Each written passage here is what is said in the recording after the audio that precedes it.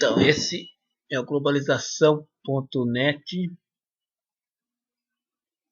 e vamos ver aqui a história do ouro, né? Como investimento. Como é que funciona isso? Como que é o lucro, o prejuízo e como é que o ouro funciona como reserva de valor aí ao longo do tempo.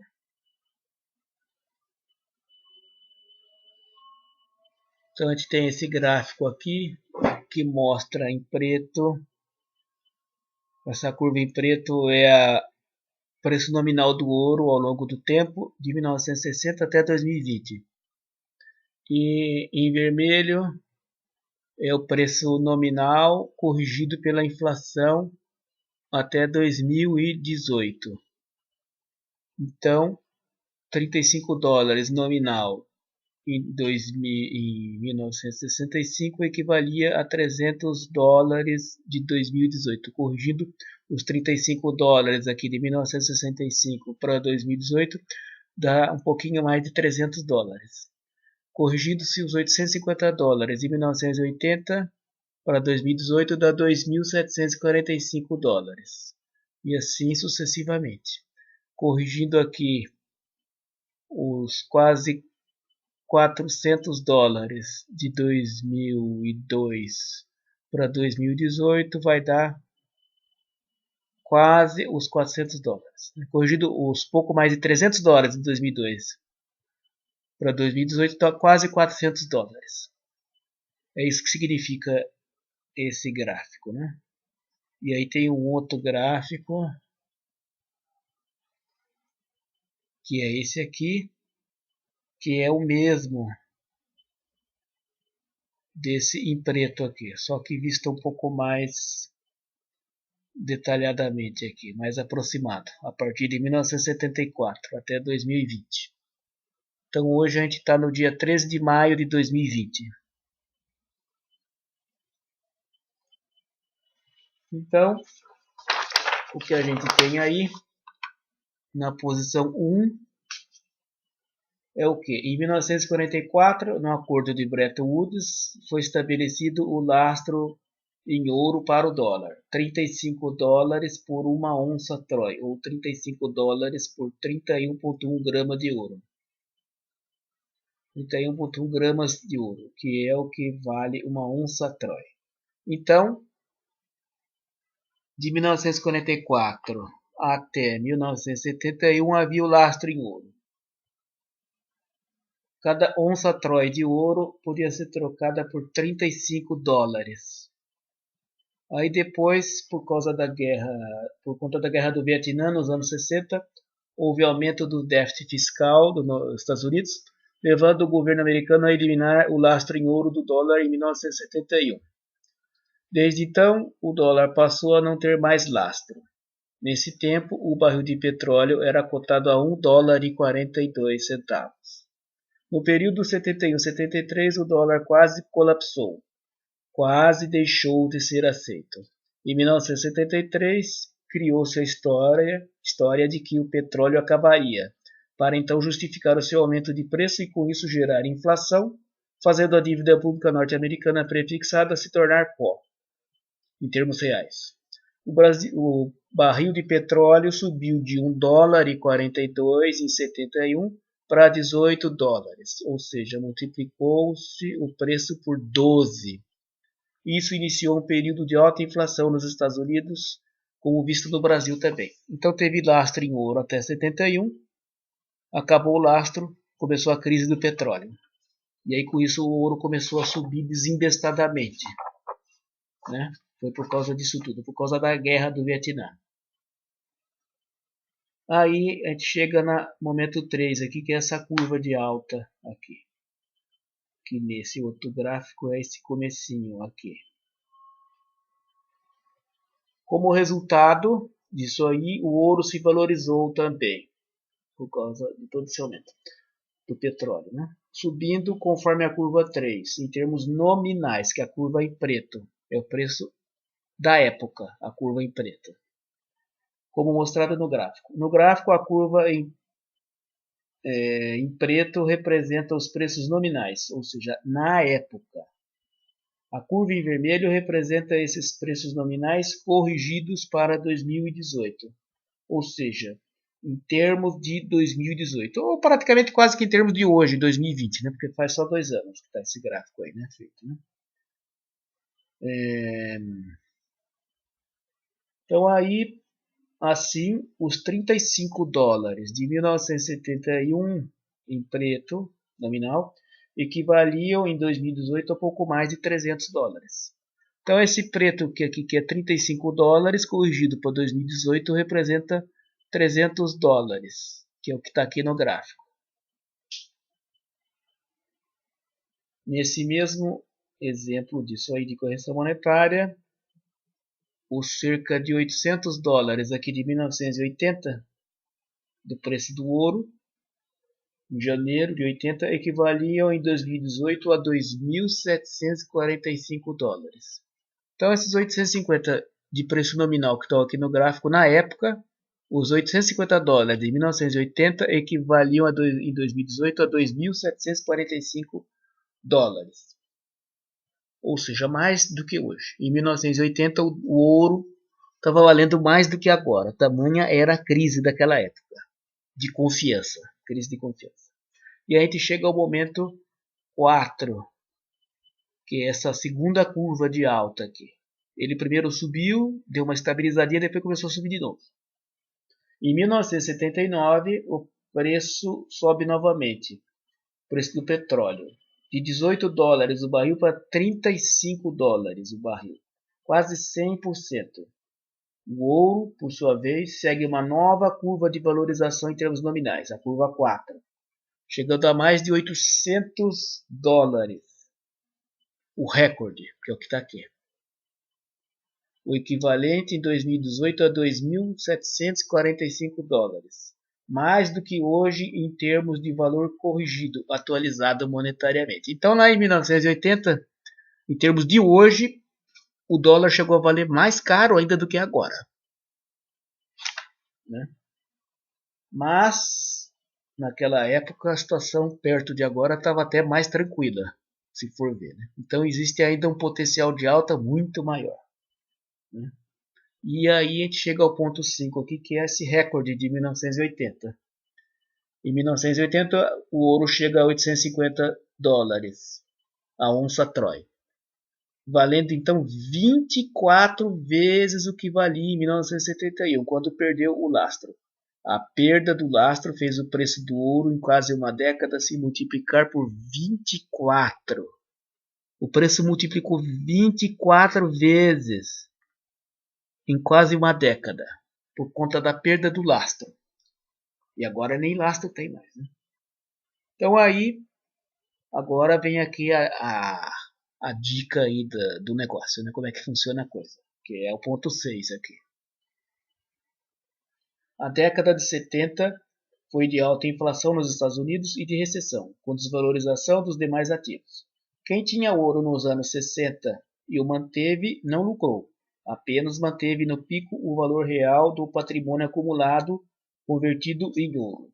Quem lucrou com essa alta do fim do lastro foi quem tinha ouro antes de 1971 ou comprou antes do fim do lastro em 1971 e o vendeu no início dos anos 80, adquirindo então no momento 6 ativos desvalorizados em termos reais.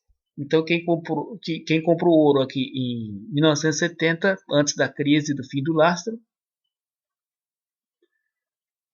e manteve esse ouro até 1980 e vendeu ele aí durante 1980 e trocou por outra coisa, ganhou com essa alta aí dessas 24 vezes, né? Uma boa parte disso, né? Que é 24 vezes em termos nominais, mas em termos reais é esse 2.745 dividido por 300. Né? 2.745 dividido por 300. Então, em termos reais, o preço se multiplicou por 9. Em termos nominais, o preço se multiplicou por 24. Né? Então, é essa diferença de 9 vezes em termos reais que equivaleu ao lucro do período. Então, tinha que vender o ouro antes dele perder essa valorização de 9 vezes e trocar por outras coisas que estavam desvalorizadas, ou até por coisas que estavam no valor correto, né? Aí vem a realização do lucro do período, realização do lucro com ouro. Porque se fosse vendido em outra época, aí esse lucro, a realização desse lucro não seria mais possível, porque depois ao longo do tempo ele foi retornando ao patamar de preço relativo normal, que é o que aconteceu em 2002. Em 2002 ele já estava praticamente valendo o que ele teria que valer mesmo. Então, o ativo que em termos reais de 2018 valia 300 dólares em 1970 passou a valer menos em 1980, isso por causa da recessão. E ouro passou a valer mais. Essas duas diferenças representam o lucro de quem fez negócios com ouro no período, comprando na hora certa antes de 1971 e vendendo na hora certa, em 1980, para adquirir ativos desvalorizados por conta da recessão. Esse preço mais alto do ouro em termos de preços relativos se manteve durante os anos 80 e 90 até a crise financeira de 1997, mas daí em diante, que é o ponto 7 aí, foi reduzindo, até chegar no início dos anos 2000 o ouro a ter o mesmo preço em termos de preços relativos que tinha nos anos 60, antes do fim do lastro que aconteceu em 1971. Então, existe a hora certa de comprar e de vender, senão não adianta. E aí então a gente chega no momento 7, que é esse aqui no gráfico 7, no ano 2000. O momento 7 foi em 2000, na crise da bolsa Nasdaq e atentados contra o World Trade Center em 2001. A partir daí o preço do ouro começou a subir, por conta da ameaça de guerra, que começou em 2003, a guerra do Iraque, quando então os Estados Unidos voltaram a ter elevado e crescente déficit público. O ouro então iniciou um novo ciclo de valorização em termos nominais, mas dentro dos Estados Unidos não havia crise econômica. Os juros por conta do atentado de 2001 baixaram e tornou-se vantajoso financiar imóveis, que tinham valorização em termos reais superior à taxa nominal de juros dos empréstimos. Era vantajoso também porque as ações não estavam valorizando. Com isso, formou-se a bolha imobiliária dos Estados Unidos, de 2002 a 2006. Mais fortemente de 2004 a 2006. Né? E aí chega-se ao momento 8, que foi 2005. Em 2005, o economista Nouriel Roubini foi o primeiro a avisar que havia uma bolha no mercado imobiliário, prestes a explodir. A partir daí, então, o ouro continuou a valorizar mais intensamente. O investidor atento saiu dos ativos comuns e migrou para o ouro. Quem lucrou saiu nesse período, onde o ouro estava em nível normal e os demais ativos presentes a se desvalorizar. Estavam se desvalorizando. É essa diferença que compõe o lucro nas operações com ouro. O ouro nunca se valoriza, ele só mantém o seu preço relativo em relação aos demais ativos da economia. Ele só flutua nos momentos de crise, e é nessas flutuações que se obtém lucro, comprando-se no momento certo, antes da crise se iniciar e vendendo-se depois, ainda antes de a crise terminar, como no momento 6, no momento 11 ou no próximo que se assemelhar. Nesse momento, o ouro em alta é vendido e trocado por outros ativos que estão no vale, no máximo de baixa. Vale é o ponto do gráfico de máximo de baixa. Né?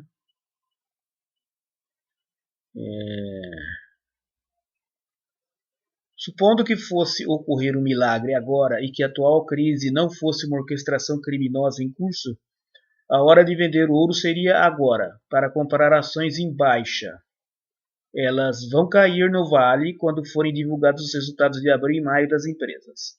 Vendendo ouro na alta, no pico, e comprando ativos na baixa, no vale, ganha-se com o que o ouro já subiu, realizando o lucro, e ganha-se depois com a alta das ações no período subsequente.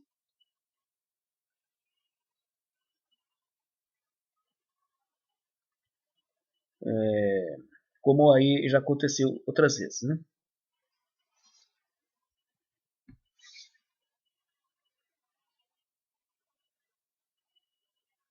Mas não será assim agora. As ações vão cair aí logo mais. Estamos em maio de 2020, elas vão cair, início de maio, né? As ações vão cair e a crise vai continuar, iniciando-se um L de depressão econômica pior do que o visto em 1929 e em 2008 conjuntamente. Por isso será preciso manter a posição em ouro. O que virá é catastrófico. A própria moeda poderá colapsar. Outro ponto no tempo em que foi conveniente se desfazer de posições foi em 2000. Quem vendeu foi no momento 7 aí, né? Em 2000.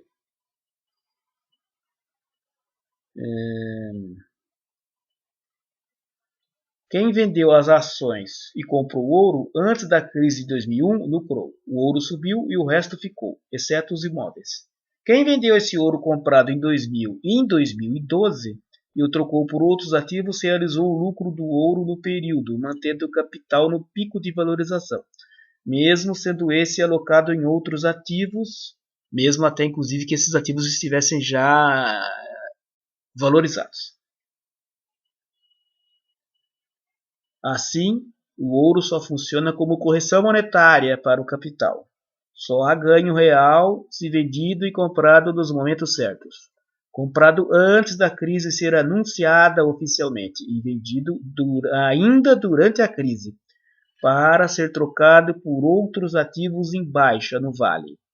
O vale é o ponto mais baixo de baixa, num período considerado. Em 2002, o ouro estava valendo, em termos de preços relativos, o que valia nos anos 60. Quem comprou ouro em 1970 e vendeu em 2002 teve lucro real zero. Apenas manteve o capital corrigido, ou seja, no pico em termos reais. Os ganhos com ouro só ocorrem em investimentos de médio e longo prazo, e é preciso se desfazer dele depois. Caso contrário, o ganho real desaparece com o fim da volatilidade dos ativos. O ouro funciona como reserva de valor em longo prazo. E aí a gente chega ao momento 9. Com o fim do ciclo de valorização dos imóveis e início do declínio do valor deles em termos nominais e reais no último trimestre de 2006, os primeiros bancos começam a quebrar no primeiro quadrimestre de 2007 e o primeiro banco grande a quebrar é o Lehman Brothers em 15 de setembro de 2008. Iniciando-se então a crise do subprime na parte visível. A parte invisível da crise, para o grande público a ser afetado, começou no final de 2006, mas foi antevista por Nouriel Roubini em 2005. Quem ganhou com ouro por causa disso já se posicionou em 2005. A coisa só se tornou evidenciada cerca de 3 anos depois, em setembro de 2008. Com a crise do subprime e a perspectiva de colapso do dólar, o ouro se valorizou em termos nominais, dobrando o valor de 2005, passando de $500 a onça Troy para $1.000 a onça Troy ainda em 2008, que é o que está acontecendo aí nesse momento 9, mostrado no gráfico. E o gráfico ampliado está aí, né? Estava aqui 2005 e em 2008 dobrou. Foi aumentando ao longo do tempo, porque quem está no mercado financeiro já está sabendo o que vai acontecer, né?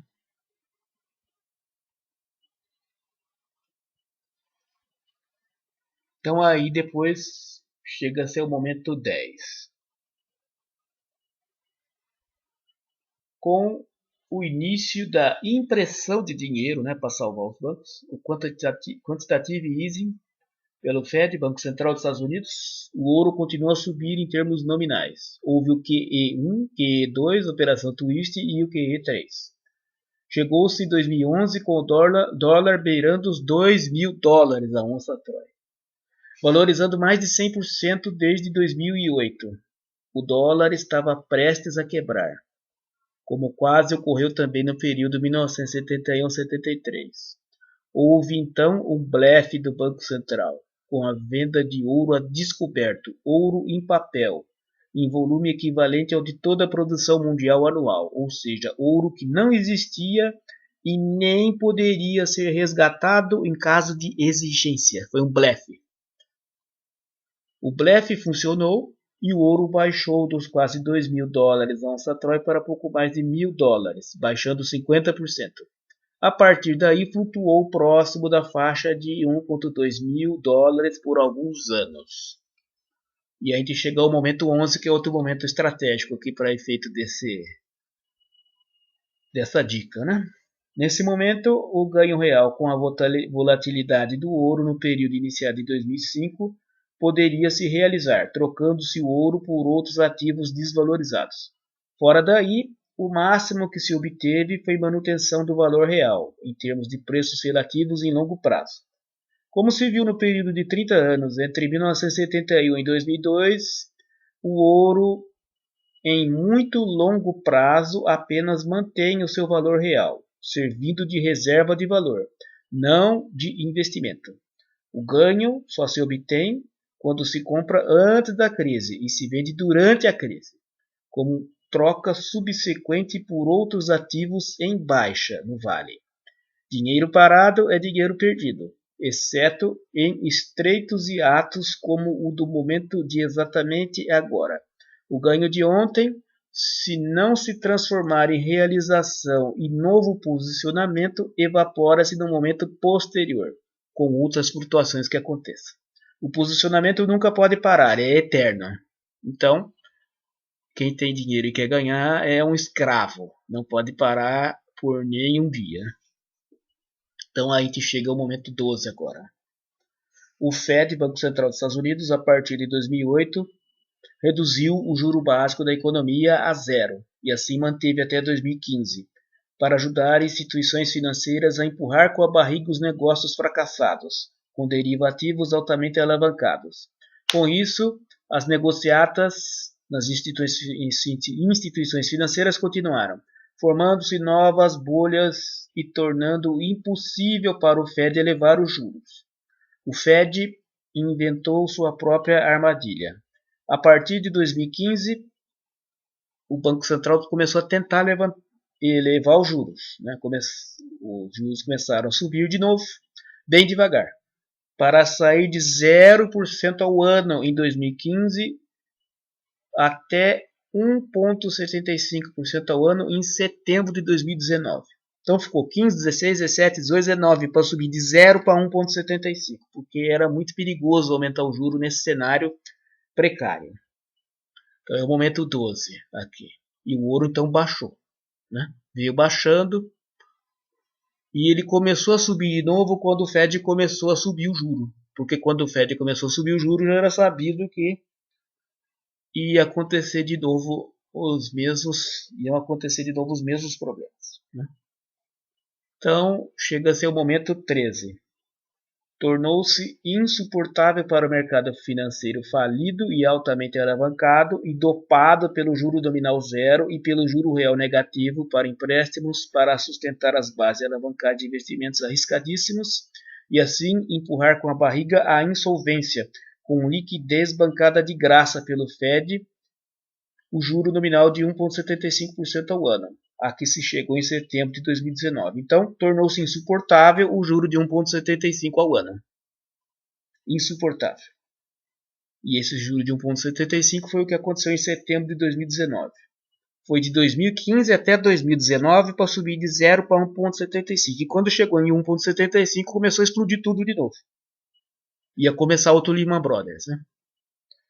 Então, antes que acontecesse o novo Lehman Brothers, iniciou-se o QE4, a quarta rodada de impressão de dinheiro, quantitative easing, para fornecer liquidez adicional às instituições financeiras insolventes prestes a falir. O juro então foi novamente reduzido para evitar um novo Lehman Brothers, né? Isso em setembro de 2019, antes dessa crise de agora, né? Com isso, o preço do ouro começou a subir novamente. Em agosto de 2018, estava em 1,2 mil a onça Troia, que é o que está aqui nesse gráfico, né? 2016 até 2020, né? Aí, chegou aqui.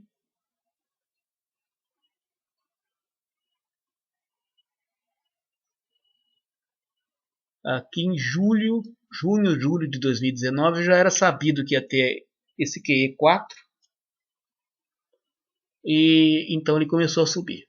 Estava em 1.300 aqui e começou a escalada. Pá, e veio até o que está agora. Foi lá em julho de 2019 que a atual escalada começou. Porque já era sabido que viria o QE4 em setembro de 2019. Então, era sabido que num dado momento um novo espasmo da crise de 2008 eclodiria, pois o mercado não suportaria uma taxa nominal maior que zero. Em junho de 2019 já era antevisto que algo ocorreria e o ouro saiu dos 1.300 para 1.800 dólares a onça Troy. Chega a ser o momento 14, né? Estava em curso então uma crise financeira, um novo espasmo da crise de 2008, que foi abortado pelo Fed com o QE4 em setembro de 2019. A crise de saúde iniciada agora, em 2020, colocou por terra o QE4, que havia começado com algo como 300 bilhões de dólares. Foi para 500 bilhões, depois foi para 800 bilhões, em compras mensais de títulos para se transformar em pacotes de 1 trilhão de dólares por dia em compra de ativos. Então, no começo era um pacotinho lá de, entre aspas, né, de 300 bilhões, que ia ser distribuído ao longo de vários meses. E o negócio foi piorando, piorando, piorando. E quando começou essa crise atual, virou uma impressão de dinheiro de 1 trilhão de dólares por dia, para bancar toda a catástrofe. Com isso, o ouro manteve a trajetória de alta. A curva de alta de agora a 14. Equivale em proporção gráfica e temporal à curva 3 do período 71-75. Então, o que está acontecendo agora em 2020 é o que se viu de 1971 a 1975. Teremos uma continuação depois, com algo como visto na curva 4, que foi de 1978 a 80. Então, o que está acontecendo agora é esse pedacinho aí da curva de 71 a 75, mas ainda vai vir outra catastrófica, que na proporção vai equivaler aí ao que aconteceu de 1978 a 1980. Então, fazendo a proporção e considerando o que está agora, já se pode imaginar, né, o que vai acontecer, né? Então, é coisa aí para o ouro cotado a 10, 20 mil dólares a onça, né? Por aí, né? Coisa desse nível, né? As ações, então, agora devem cair vigorosamente assim que forem divulgados novos resultados. Agora em maio de 2020 ou junho de 2020. Né? Agora nós estamos em 13 de maio de 2020. Mas não será a ocasião agora de trocar ouro por ações, como seria de se pensar tradicionalmente. Esse seria o raciocínio se a atual crise não fosse uma orquestração criminosa terrorista. Como teremos uma orquestração criminosa terrorista, como temos, né, uma orquestração criminosa terrorista internacional, o posicionamento em ouro deve continuar. As ações devem cair e seguir depois num L de depressão econômica. O ouro só voltará a um ponto como visto em 2002 dentro de muitos anos. De agora em diante deverá seguir um padrão como visto de 1900, depois que tiver essa alta para 20 mil aí, né, absurda. deverá seguir um padrão como visto de 1980 a 1997, elevado em termos de preços relativos. Isso caso o dólar não entre em colapso. Né? Se ele ainda tiver uma cotação em dólar, vai ser isso que vai acontecer. Né? Então vem o seguinte, que é o que interessa também, principalmente agora, que é o seguinte: quem quiser se posicionar em ouro agora, maio de 2020, nada vai ganhar, vai apenas manter o valor real do patrimônio agora existente. Se estava posicionado em cash, já perdeu algo como 30% desde o fim do terceiro trimestre de 2019. Posicionar-se agora em ouro vai apenas travar essa atual perda de 30%, garantindo-se os 70% de patrimônio ainda existentes em longo prazo. Ganho, nessa hipótese, só haverá no caso de venda do ouro comprado nessas condições em médio prazo e considerando-se que a atual crise de saúde fosse superada e considerando-se que o problema fiscal dos Estados Unidos não existisse. Globalização.net. Entre e baixe o livro A Globalização e os 30 anos de indexação no Brasil gratuitamente em formato PDF. No endereço www.globalização.net. História da inflação no Brasil.